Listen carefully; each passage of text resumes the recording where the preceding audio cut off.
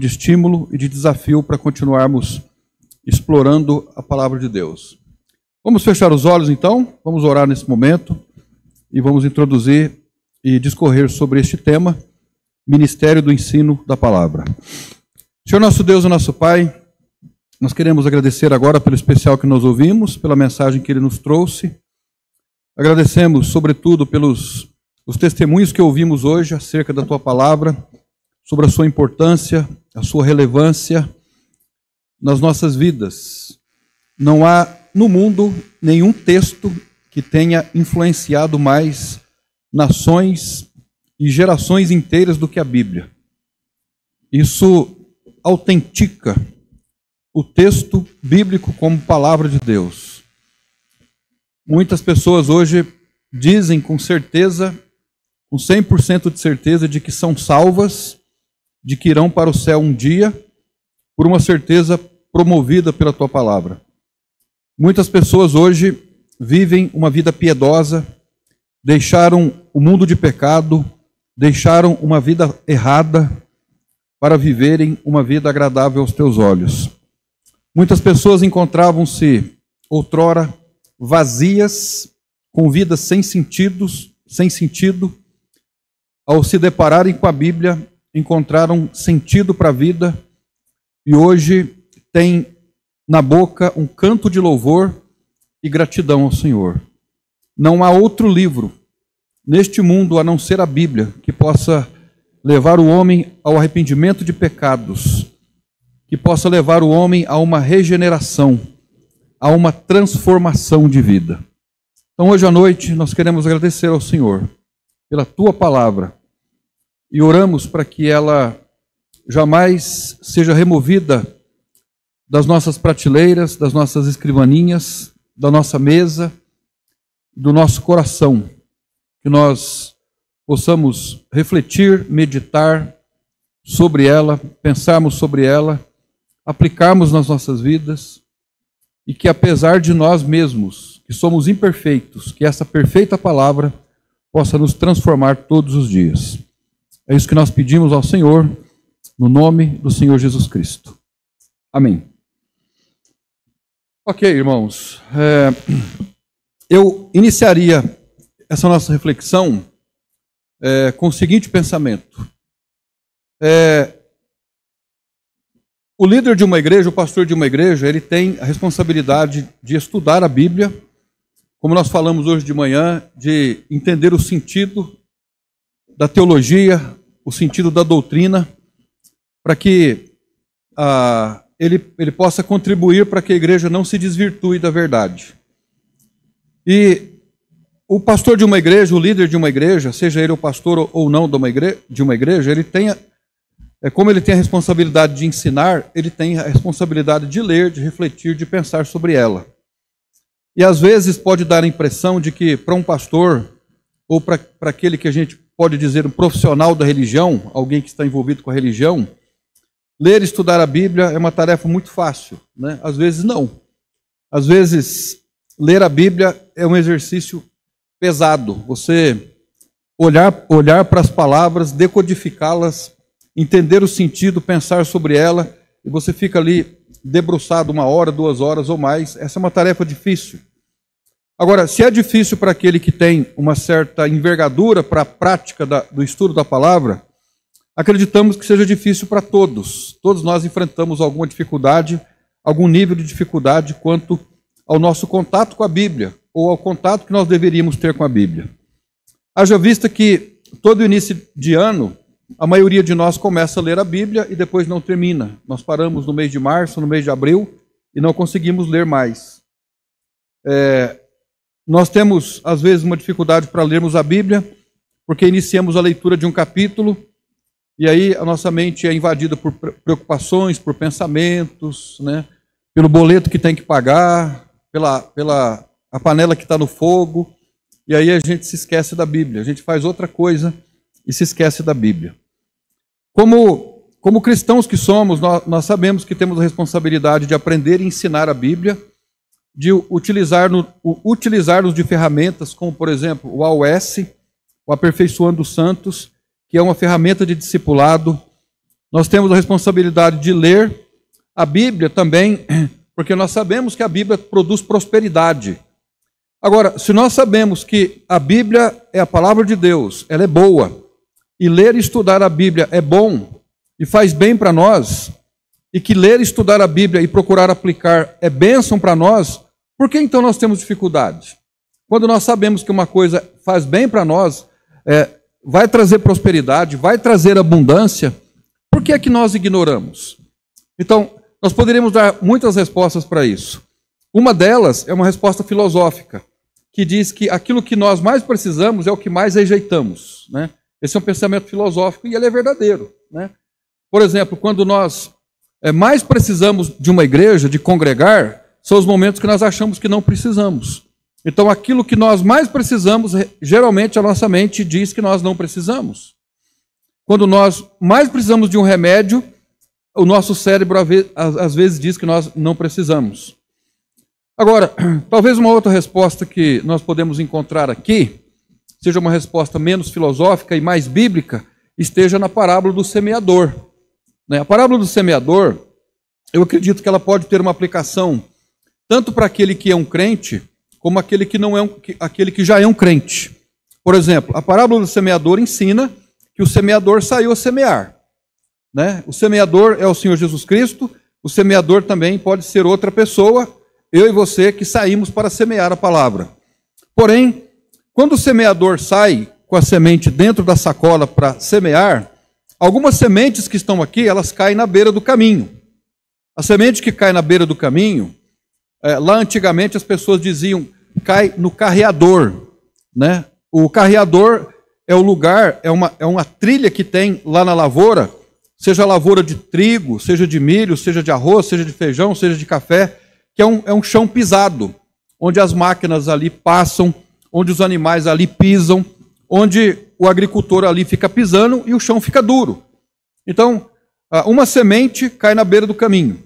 E caindo na beira do caminho, o chão é duro, ele não encontra acomodação, a semente não encontra acomodação. E aí, o que a Bíblia diz? Vem a águia e rouba aquela semente, né? Então, por exemplo, nós estamos aqui ouvindo a palavra e, apesar do pregador, Deus pode trazer uma mensagem ao coração dos irmãos. Mas se nós não nos concentrarmos, se não prestarmos atenção, essa semente cai no caminho, na beira do caminho. Aí o diabo vem e rouba aquela palavra. Ela não penetra o nosso coração, ela não produz efeito. E uma outra, então, uma outra semente que o semeador semeia, ela é colocada sobre uma rocha côncava, e aí tem ali um buraco, e aí vem a poeira, e vai formando uma camada de nutrientes, de pó, e aí vem a chuva, faz uma pocinha de água ali, fica uma terra boa. Aí a semente cai ali, como a terra é muito fofa, ela cresce logo, né? Porque o que faz uma semente germinar é água e calor. Então a semente cai ali, ela germina logo, mas na medida que o sol vem, aquela rocha ali não tem profundidade. Então a raiz não encontra profundidade. A raiz ela fica exposta e vem o sol e ela morre. Então isso nos faz pensar que nós lemos a palavra de Deus, nós meditamos na palavra de Deus, porém ela não encontra profundidade. E às vezes a gente lê a palavra de Deus com paixão, com muita emoção. E na nossa vida tudo que começa com emoção termina com emoção, né? A gente recebe com alegria e depois ressacha por tristeza. É assim, às vezes, a nossa vida, né? A outra também caiu num solo bom, ela produziu, mas veio a erva daninha também, né? O mato, vamos dizer assim, cresceu do lado, os cuidados do mundo sufocou e também não produziu muita coisa. E a quarta semente, então, ela cai num solo bom, ela produz uns 10, outros 30 e outros 100. Então, talvez a parábola do semeador seja uma resposta para essa pergunta. Por que nós não temos o interesse que nós teríamos pela Bíblia, ou deveríamos ter, né? Se nós sabemos que a Bíblia é bom, faz bem para nós, nos traz bênção e prosperidade, por que não temos o interesse desejado por Deus para o nosso próprio bem? Você já ouviu falar na lei federal número 10.335? Você já ouviu essa lei federal? Há uma lei federal, número 10.335, do dia 19 de dezembro de 2001. Esta lei, ela institui a celebração do Dia da Bíblia em todo o território nacional. E foi notabilizado todo segundo domingo do mês de dezembro. Então, por lei, nós temos uma lei, a Lei 10.335, que nos dá direito de comemorarmos o Dia da Bíblia, que é feito, então, todo segundo domingo do mês de dezembro de todos os anos. Então, hoje, por exemplo, é um dia que nós poderíamos dizer, é o Dia da Bíblia. Nós poderíamos nos alegrar, nós poderíamos entregar Bíblias, dar Bíblia de presente, cantar hinos sobre a Bíblia, falarmos muito sobre a Bíblia, mas o fato é que nem sempre a Bíblia ocupa no nosso coração e no nosso lar o lugar que ela merece ocupar. Nem sempre nós damos à Bíblia o valor que ela merece. A Bíblia hoje é vista como o amuleto da sorte para os cristãos mais supersticiosos. Existem cristãos que são extremamente supersticiosos, né? Como, por exemplo, essa Bíblia aqui no meio, em cima da mesa, eu não sei se está aberta no Salmo 91, aqui. Eu acho que não, né? Mas há uns anos atrás, eu sempre tinha alguém que colocava aqui a Bíblia aberta no Salmo 91. E aí eu vi e tirava, colocava em outro texto qualquer. No outro dia estava lá no Salmo 91, né? Aí eu colocava em outro lugar, eu não sei quem é. Eu só desconfio, mas alguém colocava a Bíblia no Salmo 91. Era você, Carlos? Ah. Agora, sabe por quê isso, irmãos? É porque quando eu era católico, eu aprendi que o Salmo 91 é um salmo forte contra o diabo, contra os demônios. Quando você abre a Bíblia no Salmo 91, o diabo cai fora. Então isso é uma superstição, né? É uma bibliolatria. É imaginarmos que o Salmo 91 vai expulsar o diabo. Então existe essa crença de que a Bíblia é um amuleto da sorte para um cristão supersticioso. Para outros, a Bíblia é o gênio da lâmpada. Quando eu preciso de uma coisa, eu peço na Bíblia, eu uso a Bíblia para que Deus me dê alguma coisa. Para outros de nós, a Bíblia é um acessório religioso e talvez para nós, os mais conservadores e tradicionais, a Bíblia não seja um amuleto, talvez ela não seja um gênio da lâmpada, mas pode ser que ela seja para nós um acessório. Como se define a palavra acessório? A palavra acessório se define o que junta ao principal. Aquilo que junta ao principal. Então, se eu preciso juntar a Bíblia ao que é principal, então a Bíblia é só um acessório para mim, né?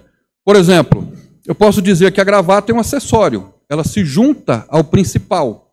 Aquela, não sei como é que chama, prendedor de gravatas que eu às vezes uso, às vezes eu não uso porque eu esqueço, ele é um acessório, né? Ele juntou-se à indumentária, à roupa, mas ele não é necessário. Então, às vezes a Bíblia é para nós um acessório, ela se junta a outras coisas que para nós são o principal. Como, por exemplo, a Bíblia é um anexo, ou ela é um acessório àquilo que nós temos de principal na nossa vida. Um lazer, a Netflix, as festinhas de final de semana. Esses dias eu ouvi um pastor falando que as festinhas hoje estão acabando com as igrejas, né? Todo dia é festa, festa, festa. Nós nos tornamos um povo festeiro, né? Eu não posso ir na igreja por causa da festa aqui, eu não posso ir na igreja por causa da festa ali. Então, e aí a Bíblia e o valor que deve ser dado a ela é aquilo que se junta a, é simplesmente um acessório.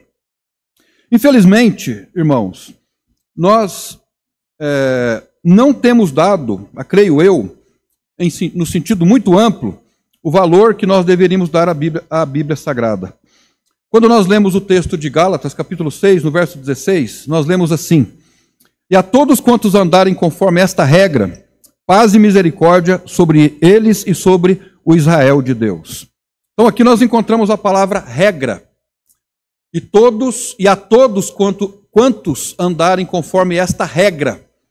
Essa palavra regra aqui é a palavra cânon, que significa para nós uma vara reta, um cano de medida. Nós poderíamos dizer que se refere a uma régua de carpinteiro. Daí então veio a significar a palavra régua. E a palavra é usada como régua na condução de uma conduta cristã, né? E por isso ela ganhou o nome de cânon das Escrituras. Então, nós chamamos a Bíblia de cânon das Escrituras. Por isso a palavra canonicidade, né? A Bíblia é um livro que foi canonizado. É um livro que serve como a nossa régua, o nosso padrão de vida. Então, nós poderíamos dizer que, apesar de todas as nossas diferenças que nós temos uns dos outros, a Bíblia é a nossa quadratura. Ou seja, a Bíblia é um quadrado dentro do qual todos nós temos que nos encaixar ali. Nós temos que achar um jeito de viver dentro dela. É aquilo que o ex-presidente da República diz, ou dizia em seus discursos, a respeito da Constituição, que nós temos que ficar dentro das 4 linhas. É exatamente isso. Então a Bíblia é um livro sobre o qual e no qual nós precisamos estar dentro das 4 linhas. Ela é a nossa régua, é a nossa linha. Conforme nós falamos há um tempo atrás aqui, Deus fez um traço, Ele fez uma linha e Ele espera que nós andemos nessa linha. Ele fez um traço e que nós passemos um traço sobre o traço que Ele já deixou. Essa então é a sua palavra.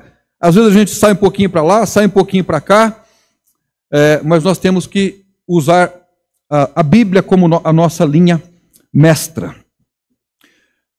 Esta régua, ou esta regra, é que deu origem aos batistas regulares, né? O Carlos veio do meio batista regular, e os batistas regulares, eles brincam bastante com essa palavra, né? Porque a gente usa a palavra regular para referir-se a alguma coisa que não é mais nem menos, é regular, né? É mais ou menos, né?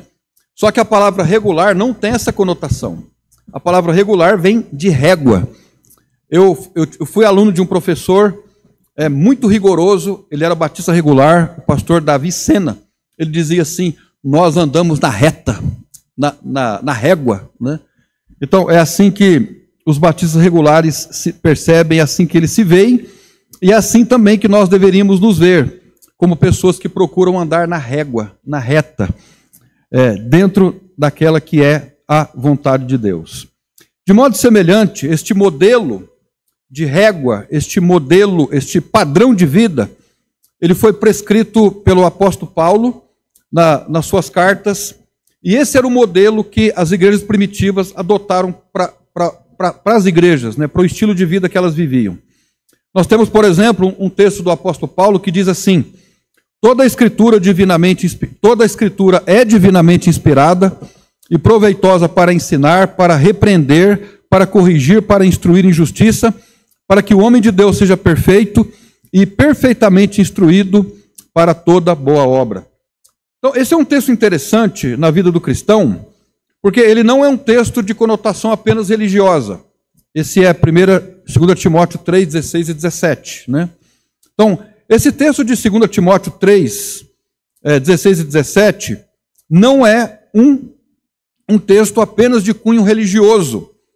Quando ele fala toda a escritura é divinamente inspirada e proveitosa para ensinar, para repreender, para corrigir, para instruir em justiça, para que o homem de Deus seja perfeito e perfeitamente instruído para toda boa obra, esse texto é um texto relacionado não somente à vida de devoção que nós temos, mas também à nossa missão, à nossa profissão e à nossa vocação. Então, é um texto que diz respeito também à nossa vida na igreja, diz respeito à nossa vida familiar, é um texto que diz respeito à profissão que nós exercemos e também à nossa vocação. É um texto que diz que a Bíblia é suficiente para nos dirigir a vida em todos os sentidos. A boa obra aqui não se refere apenas a questões religiosas, mas é na Bíblia, por exemplo, que se aprende a ser um bom patrão. É na Bíblia que se aprende a ser um bom empregado. Hoje em dia nós temos ouvido muitas reclamações da falta de funcionários, né? Dizendo que a maioria dos funcionários não querem trabalhar. Eles querem o salário, mas não querem trabalhar. Isso está acontecendo no mundo, não é só no Brasil, né? Está acontecendo no mundo inteiro. As pessoas querem, na verdade, dar um perdido, né? Eu não vou falar dar um migué, não, viu, Miguel? Dar um perdido. Não querem trabalhar. Mas um cristão consciente, ele sabe que o seu patrão é o Senhor, e tudo que ele faz para Deus, né? Ele não está fazendo para o patrão, ele reconhece que acima do seu patrão há um outro patrão para o qual ele trabalha. Essa é uma perspectiva bíblica. Então, é assim que a Bíblia dirige a nossa vida profissional e a vida em todos os sentidos. Então, apesar de sabermos, como cristãos que somos, que a Bíblia deve reger a nossa vida, infelizmente, a Bíblia tem sido superada pela nossa cultura. Então, nós estamos inseridos hoje dentro de uma cultura, e a cultura tem sobreposto ao valor da Bíblia nas nossas vidas. E como é que nós percebemos isso? Quando nós escolhemos uma profissão, os requisitos para escolher uma profissão, eles não são bíblicos. Eles são culturais, eles são seculares. Geralmente, quando vamos escolher uma profissão, nós pensamos assim: o que é que dá mais dinheiro? Então, o que der mais dinheiro é aqui que eu vou trabalhar, é aqui que eu vou atuar. Na hora de escolher um cônjuge para o casamento, os critérios também hoje são mundanos, eles são culturais, né? O rapaz mais bonito, a moça mais bonita, são critérios que não são bíblicos. E hoje em dia, quem adota critérios bíblicos acaba sendo criticado, acaba ficando à margem da sociedade. A Bíblia também, ela deve ser consultada e deve ser a régua para resolver problemas. As pessoas do mundo, nós já sabemos como elas resolvem problemas. As pessoas na cultura do mundo, quando tem um problema uma com a outra, o que é que elas fazem? Elas se abraçam, elas se amam e trocam presentes? Não. Usando uma linguagem chula, elas partem para a ignorância. Elas brigam, elas se odeiam. Agora, o que nós fazemos? Nós que deveríamos fazer diferente, nós também adotamos a cultura do mundo. Quando nós temos um problema com alguém, ao invés de amarmos, nós odiamos, difamamos, caluniamos, amotinamos, destruímos. Ou seja, nós fazemos tudo o que a Bíblia nos proíbe fazer. Então, a cultura do mundo tem suplantado a influência da Bíblia na vida da igreja. Hoje em dia, por exemplo, os líderes cristãos estão perdendo de longe para os professores universitários. O jovem vem na igreja e escuta: Deus criou todas as coisas. Nós estamos ensinando as meninas, né? Eu recito para a Isa quase todos os dias. Para não dizer todos, mas eu acredito que boa parte dos dias da semana. Quem criou você? Foi Deus. Quem criou sua mãozinha? Foi Deus. Quem criou o papai? Foi Deus. Quem criou a mel? Foi Deus. Quem criou as árvores? Foi Deus. Nós temos que incutir isso na cabeça das crianças. Porque aí mais tarde, quando chegarem lá na universidade ou no curso médio, o professor vai dizer assim: os pastores, os religiosos estão ultrapassados. Eles não adotam o método científico. Então, os alunos começam a olhar para o pastor e para a Bíblia com desconfiança. Essa é a razão para o crescimento do ateísmo no mundo inteiro nos dias de hoje. O Ministério do Ensino da Palavra, de acordo com a própria palavra, define o seu propósito e método. O Ministério do Ensino foi e tem sido a maneira que Deus usa para expor a sua palavra e a sua vontade para o seu povo. Então é através da palavra de Deus que nós encontramos a vontade de Deus para as nossas vidas. Eu estava pensando agora há pouco, né? Inclusive eu escrevi aqui hoje à tarde, né, sobre a transferência do ensino. Né? Nós recebemos uma educação religiosa, ainda que de maneira tardia, mas nós recebemos. Os nossos filhos, eles estão recebendo uma educação religiosa de maneira antecipada. As nossas filhas nem tanto, né? Mas estão sendo orientadas. Agora, a respeito do propósito e método do ensino da palavra e do ministério da palavra, no Velho Testamento funcionava pelo método da preservação e da transmissão. Então nós preservamos e transmitimos, nós preservamos e transmitimos. preservamos e transmitimos. Jesus, por exemplo, ele preservou a lei de Moisés e ele também transmitiu, ele praticou o ministério da palavra. O povo de Deus, em todas as épocas, autenticava a sua identidade como povo de Deus por conta dos princípios que praticavam e que transferiam. Então, é isso que nos identifica como cristãos. É o que nós praticamos e o que nós transferimos. É o que nós praticamos e o que nós transferimos. E não o que nós falamos. Não é o que nós falamos, mas é o que nós procuramos praticar e o que nós transferimos. Existem aqui 2 versículos que eu acredito que são formidáveis nesse contexto de ministério do ensino, propósito e método. Em João capítulo 10, versículo 10, nós lemos assim: eu vim para que tenham vida, é a segunda parte do versículo, eu vim para que tenham vida e a tenham com abundância. Quem é que disse isso? Foi o Senhor Jesus. Então, essa declaração de Jesus surgiu no momento em que ele revela o propósito de sua vida e de sua vinda ao mundo. Ou seja, por que é que Jesus veio? Por que é que Jesus veio ao mundo? Ele veio para que nós tivéssemos vida e vida em abundância. Então, esse texto revela o propósito da vinda e da vida do Senhor Jesus Cristo. E o que ele fez, então, com o seu propósito? Ele fez discípulos, ele ensinou as pessoas aquilo que os seus pais ensinaram para ele. Então, ele conservou e ele também transferiu a palavra de Deus para outras pessoas. Nesse sentido, irmãos, no sentido de propósito, a palavra de Deus em si, ou por si, ela revela que nós temos que ter compromisso com ela. Nós temos que ter esse compromisso de conservarmos, preservarmos e de transferirmos. Em segundo lugar, o método. A palavra de Deus diz assim: portanto, ide, fazei discípulos de todas as nações, batizando-os em nome do Pai, do Filho e do Espírito Santo, ensinando-os a guardar todas as coisas que eu vos tenho mandado, e eis que estou convosco todos os dias, até a consumação dos séculos. Então nós temos aqui o método. Então preste atenção. O Senhor Jesus Cristo disse: eu vim para que tenham vida, e vida em abundância. Só que a vida abundante que o Senhor Jesus veio oferecer, de acordo com João 10:10, não é uma vida em que nós vamos desfrutar dessa vida sem um compromisso com Ele.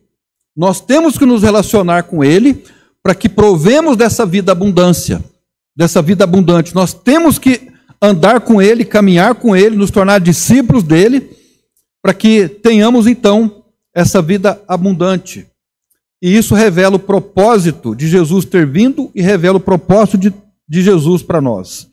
Em segundo lugar, o método.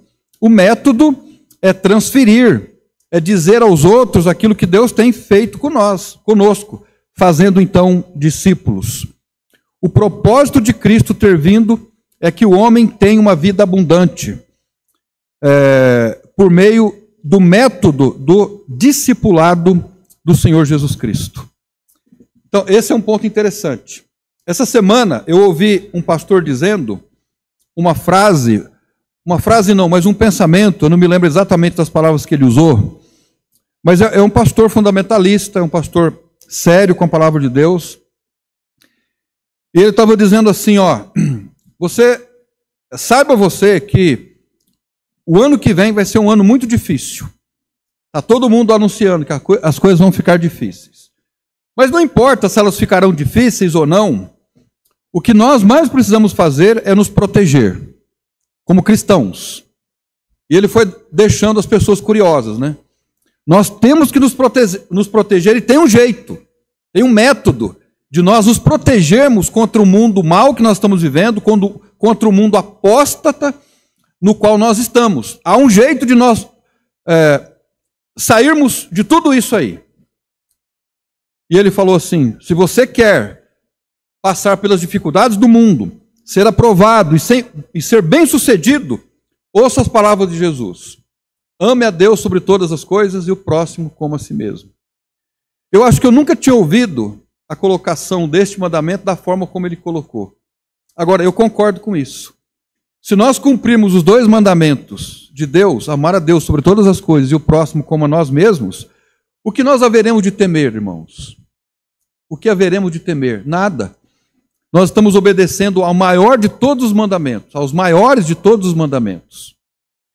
Nós ficamos, às vezes, preocupados com picuinhas, com coisas pequenas, e nos esquecemos que talvez a maior transgressão aos olhos de Deus seja o não cumprimento do maior mandamento, que é amar a Deus e o próximo como a nós mesmos. E nisso, às vezes, a gente falha. Mas se nós cumprirmos, nós estaremos cumprindo o propósito e o método de trabalho que o Senhor nos deu, que é o discipulado, ensinarmos aos outros o que o Senhor disse que nós deveríamos ensinar. A grande comissão de Jesus é a missão de ensino. É uma comissão de ensino. Não havia nenhuma possibilidade de os discípulos entenderem de outra maneira, pois eram familiarizados com essa condição já desde criança, principalmente porque eram judeus. O que se percebe, então, nas intenções de Jesus é que o evangelho, mais do que pregado, ele deveria ser ensinado. Por essa razão, ele mandou e esperou que a igreja cumprisse essa missão de ensinar. Então aqui, para concluirmos essa parte, o que nós poderíamos dizer é que o que Deus espera de nós no ministério da palavra, para que nós cumpramos a nossa tarefa, é conservarmos e transferirmos. Conservarmos e transferirmos. Conservarmos e transferirmos. Agora, como é que nós fazemos isso? Discipulando. Qual é o ministério da palavra? Discipulado. Por que é que nós estamos na escola dominical? Para aprendermos, para ensinar. Este é o ministério da palavra. Nós não participamos de uma escola dominical ou não aprendemos a palavra de Deus a não ser para ensinar, conservar e transmitir para outra pessoa. Ele queria que se tornassem discípulos, e isso indica que a aquisição da salvação não tinha um fim em si mesmo, mas era simplesmente o início do cumprimento de uma missão. Ou seja, Deus nos salvou para que nós cumpríssemos o ministério da palavra, para que nós discipulássemos, para que nós nos envolvêssemos, então, com o trabalho dele e não vivêssemos na indiferença.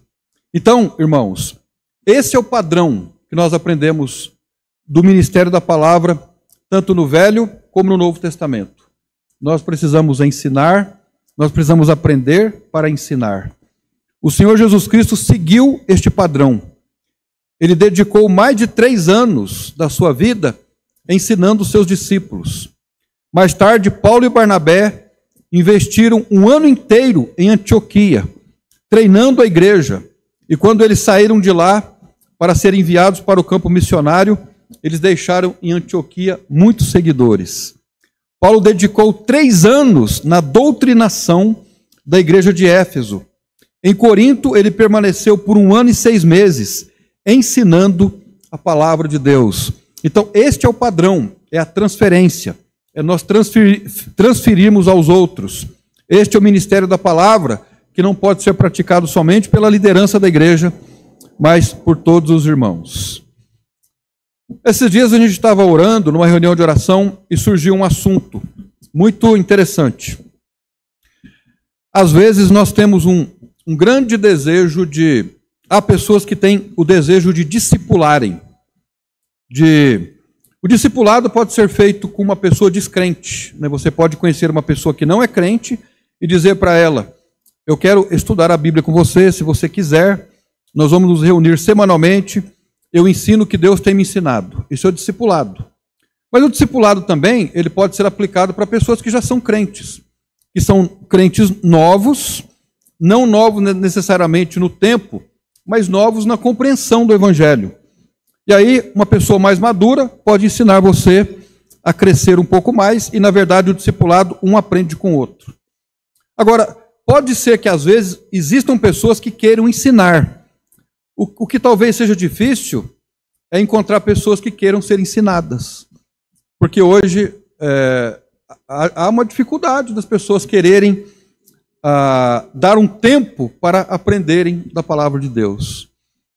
Ontem eu estava pensando numa coisa. Nessa época do Natal, as pessoas estão agitadas, vão comemorar o Natal, cada um do seu jeito, comemorando o Natal. E eu falei para uma pessoa assim, na rua, eu falei, num lugar, falei para ele, olha, Jesus está voltando, você está preparado? Ele deu uma risada sarcástica e saiu, me deixou falando. Né? Ou seja, as pessoas não querem Jesus, elas não querem ouvir de Jesus, mas elas vão celebrar o Natal, né? Vão desejar Feliz Natal, mas ela quer um Jesus que seja parecido com ela, né? Com os gostos dela, com as crenças dela, e não um Jesus da Bíblia. Agora, irmãos, independente se as pessoas querem ou não ouvir, nós precisamos continuar orando para que Deus abra portas e nos envie pessoas que queiram ouvir da palavra dele, né? Pedir para que ele nos dê uma mensagem. Se nós temos uma mensagem, ele enviará alguém que queira ouvir a mensagem que nós temos. Então, este é o padrão. O treinamento para o ministério da palavra, para o serviço cristão, tanto antes como depois da conversão. No Velho Testamento, a base da educação, no sentido mais amplo possível, começava quando um pai ensinava para o seu filho a lei de Deus. Esse era o ofício de um pai. Ele ensinava para o filho tanto uma profissão, como também lidar com as questões da vida, como, por exemplo, os costumes de comportamento, de profissão, etc. Então, veja bem, o ministério da palavra no Velho Testamento inclui um pai sentar-se com seu filho e dizer assim, meu filho, eu vou ensinar para você a lei de Deus. A lei de Deus diz que você tem que cultivar a terra, plantar a terra, quando colher a terra, entregue as primícias no templo, reparta com quem tiver necessidade, trate bem as pessoas, ajude os seus companheiros, né? Pense sempre no próximo, saiba comer adequadamente, saiba cuidar do seu corpo adequadamente. Então, a lei de Deus incluía todos os aspectos, inclusive o aspecto de saber trabalhar. Foi esse modelo que foi usado para o Senhor Jesus Cristo. Nós sabemos muito pouco sobre o José, o pai de Jesus, mas Jesus foi educado por José dentro desse padrão de ensino. Jesus Cristo aprendeu a arte de pedreiro. A gente lê marceneiro, mas a palavra marceneiro, originalmente falando, é a mesma palavra para pedreiro. Então, Jesus Cristo aprendeu com seu pai José a profissão de construtor, para sobreviver, para viver, para cuidar da sua família, vamos pensar assim. Embora Jesus não tinha essa missão, esse propósito, mas a educação que ele recebeu foi educação dentro desse padrão. Então, esse é o padrão do Velho Testamento. O ministério da palavra no Velho Testamento incluía ensinar a pessoa, o menino, para que Deus fizesse parte de toda a sua vida. Agora, a importância do ministério do ensino da palavra. Existem alguns textos que são interessantes nesse sentido, de que o ensino da palavra, ele foi dado no Velho Testamento para os pais. Eu posso ler 2 versículos. Preste atenção, por favor. O primeiro deles diz assim: o dia em que estiveste perante o Senhor teu Deus, em Horebe, quando o Senhor me disse, ajunta-me este povo, e os farei ouvir as minhas palavras, e aprendê-las-ão para me temerem todos os dias que na terra viverem. Agora preste atenção no texto de Deuteronômio 4:10. E as ensinarão aos seus filhos. E as ensinarão aos seus filhos. Olha o outro texto. E as ensinarás a teus filhos, e delas falarás assentado em tua casa, andando pelo caminho, e deitando-te e levantando-te, também as atarás por sinal na tua mão, e te farão por frontais entre os teus olhos. Então, o ministério da palavra no Velho Testamento era uma responsabilidade do chefe da família para os seus filhos. Então, aqui nós somos chamados a atenção para uma coisa interessante. Hoje, como nós temos uma grande influência grega, o nosso modelo de educação é um modelo grego. O modelo grego, ele atribui à instituição, ao governo, a responsabilidade da educação. Então, isso está impregnado na nossa cabeça. Nós pensamos assim, quando meu filho nascer, eu preciso entregar a ele a responsabilidade da educação no sentido mais amplo possível.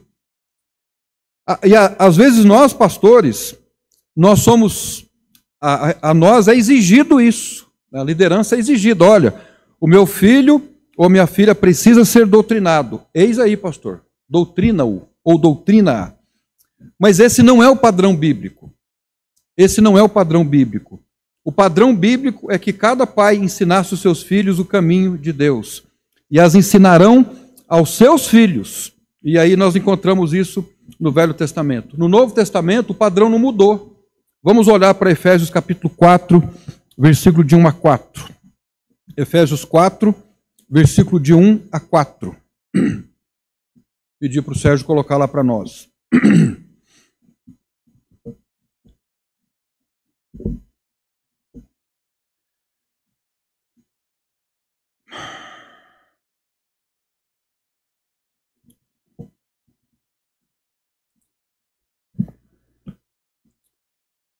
Olha lá, rogo-vos eu, o preso... Efésios 4? Ah, desculpa, Sérgio, Efésios 6, perdão.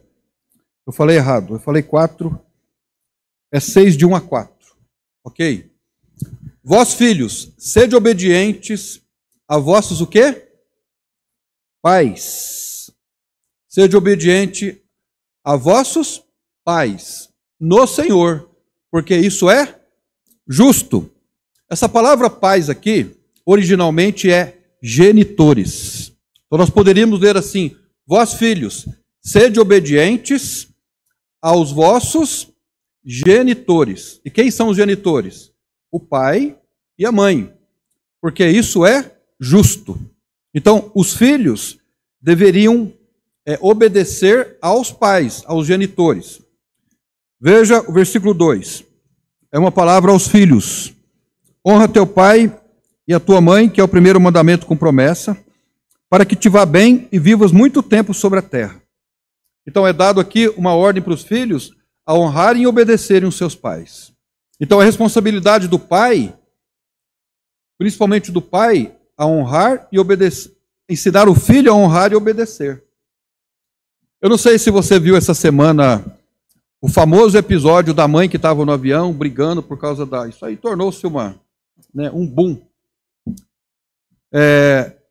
Uma discussão danada. Agora, quando eu vi pela primeira vez, eu já tirei logo a minha conclusão, que talvez seja a sua. A mal educada foi a mãe. Né? Então, às vezes, a gente fala para os filhos assim, você é um mal educado, mas se o filho é mal educado, quem que educou mal? Somos nós que educamos mal. Né? Então, a nós cabe a reflexão, não ao filho. Né?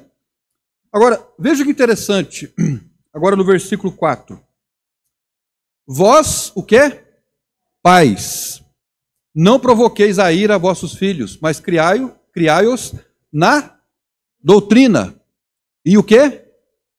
Admoestação do Senhor. A palavra genitores, a palavra pais lá no versículo 1 é a palavra genitores, referindo-se ao pai e à mãe. A palavra pais aqui não é genitores, aqui refere-se ao pai masculino. Interessante. Se você faz uma leitura corrida, desapercebida, pode pensar que a palavra pai do versículo 1 é a mesma palavra pai do versículo 4, mas não é.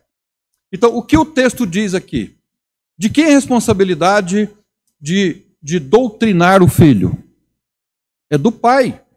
A mãe pode ajudar? Pode ajudar. Porque, biblicamente falando, a mãe e a esposa é a ajudadora. Ela é a ajudadora, ela não é a responsável.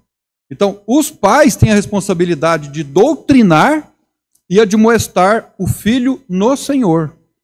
Agora, o pai, para fazer isso, ele precisa conhecer as Escrituras, né? E os pais nem sempre estão dedicados a isso. Não leem a Bíblia, não leem um livro, não leem absolutamente nada, não querem assumir o compromisso, e às vezes esse compromisso acaba sendo transferido. Então, esta realidade aqui formou-se tanto no Velho como no Novo Testamento. E depois ela era transferida para outras pessoas, né, que também poderiam ajudar. Agora, preste atenção aqui, nós estamos terminando, irmãos. Na nação de Israel, esse texto foi dito lá no Pentateuco, os momentos em que Israel entrou em declínio, porque Israel era assim, ó, né? No tempo dos juízes, por exemplo, era assim. No tempo dos reis também não era muito diferente, né? No momento em que o povo buscava a palavra de Deus, o que acontecia com o povo? Prosperava. Prosperava porque o gado era produtivo, a plantação era produtiva, as coisas produziam, iam para frente. Mas quando eles esqueciam da palavra de Deus, aí as coisas davam zebra, davam problema, né? Por quê? Porque os pais recuavam na responsabilidade de transferirem, de darem lugar à Torá dentro do contexto familiar.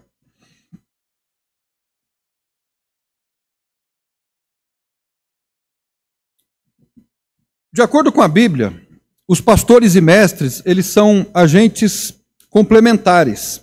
Por exemplo, em Efésios capítulo 4, versículo 11 a 12, nós lemos assim: E ele mesmo deu uns para apóstolos, e outros para profetas, e outros para evangelistas, e outros para pastores e doutores, querendo o aperfeiçoamento dos santos para a obra do ministério, para a edificação do corpo de Cristo.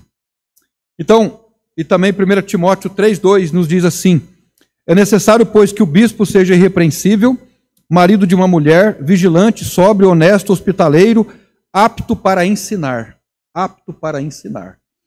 Então, o pastor ou os pastores da igreja, ou os líderes da igreja, eles têm uma responsabilidade também na admoestação, na doutrinação, no ensino bíblico aos filhos de maneira geral. Mas é um ministério secundário.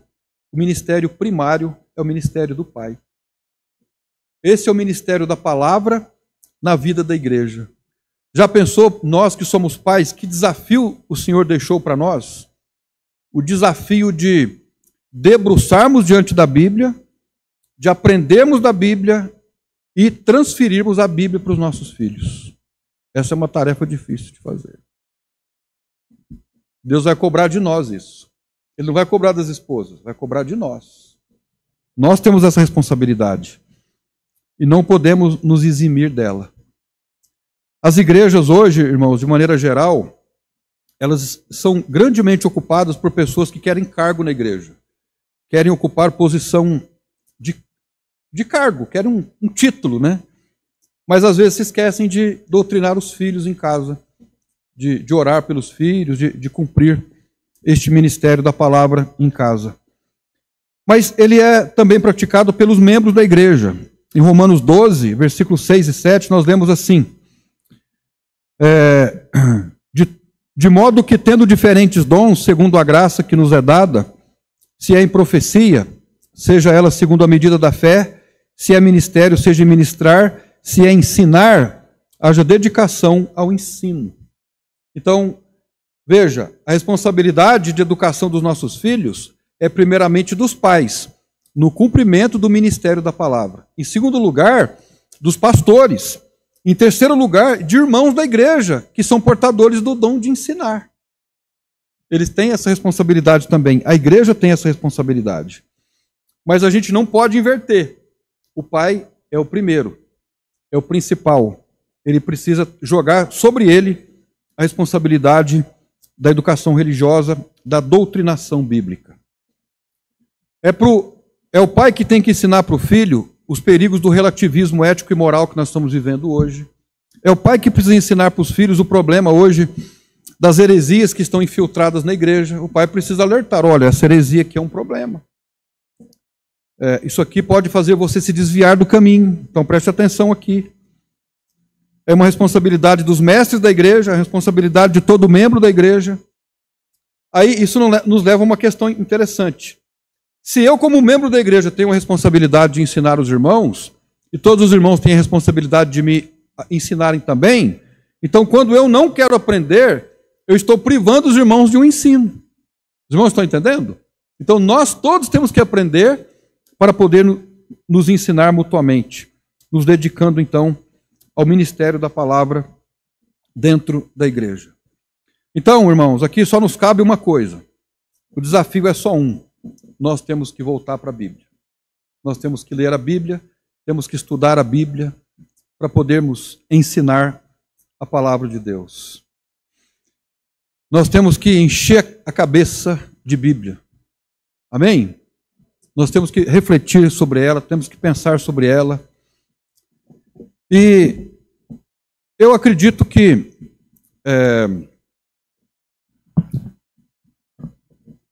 existem irmãos que são muito dedicados à Bíblia e leem a Bíblia. Esses dias eu ouvi alguém dizendo que já leu a Bíblia 3 vezes esse ano. Isso é excelente, dá uma visão panorâmica. Mas o valor da Bíblia para a nossa vida é mais do que isso. É uma leitura devocional para aprendermos e encontrarmos ali os desafios que o Senhor tem para nós. Então eu acredito que nós não precisamos de especulação nenhuma para sabermos que nós estamos vivendo num mundo difícil e já somos cientes que as coisas não vão melhorar, mas é preciso então vigiarmos e nos agarrar nas Escrituras. Nós precisamos nos fortalecer, porque a Bíblia nos fortalece. Ela é o nosso tutano, ela mesma diz isso, a nossa vitamina. E a psicologia não vai nos ajudar, a autoestima não vai nos ajudar, nada vai nos ajudar. A cultura do mundo não tem a resposta, o mundo não tem a resposta. Mas a Bíblia tem a resposta e ela é a solução para os nossos problemas. O ano que vem, irmãos, nós estamos orando para ampliarmos o ministério da palavra na igreja. Nós queremos trabalhar com os jovens, com o discipulado. Se o Senhor nos ajudar e permitir, os casais que quiserem, nós vamos fazer reuniões de casais pensando nesse sentido de discipulado, se o Senhor permitir e se os casais quiserem, porque nada é forçado, né? Nós temos que nos predispor a fazer o que Deus quer. Porque eu fico pensando, como é que eu vou convencer os irmãos a quererem fazer aquilo que faz bem para eles? Eu não tenho esse poder, né? Mas eu posso orar por isso. Mas partindo dos irmãos, deve ser uma predisposição de todos. Eu preciso me envolver com o ministério da palavra na minha igreja, para ser uma bênção dentro da minha igreja e fora dela. Então que Deus nos ajude a ampliarmos as tendas concernentes ao ministério da palavra dentro da igreja. Eu acredito que talvez esse seja o ministério mais importante. Existem outros, mas esse seja talvez um dos mais importantes. Vamos orar então, para nós encerrarmos o nosso tempo. Agradeço a Deus pela vida dos irmãos e que tenhamos todos uma boa semana. Senhor nosso Deus e nosso Pai, eu agradeço ao Senhor por Jesus Cristo, porque Ele absorveu todo o modelo de educação religiosa, convergiu nele. O Senhor Jesus Cristo aprendeu, conservou e transferiu. Este é o modelo, é o padrão do ministério da palavra ensinado no Velho Testamento. O apóstolo Paulo replicou este ensinamento. Ele também recebeu, conservou e ele transferiu para outras pessoas. E nós também temos a responsabilidade de recebermos, conservarmos e transferirmos. Principalmente nós que somos chefes de família, nós temos essa grande responsabilidade de aprendermos, conservarmos e transferirmos. Eu creio também que nós, como pastores, como líderes da igreja, nós temos essa responsabilidade de também ensinarmos uns aos outros, ressaltando então o ministério da palavra. Nos ajude a desejarmos a tua lei, a desejarmos a tua palavra.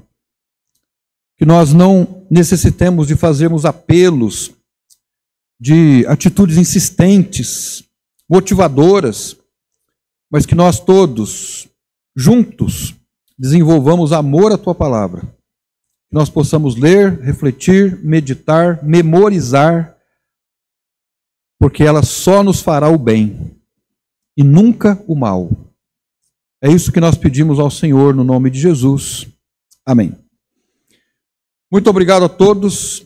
Deus abençoe os irmãos.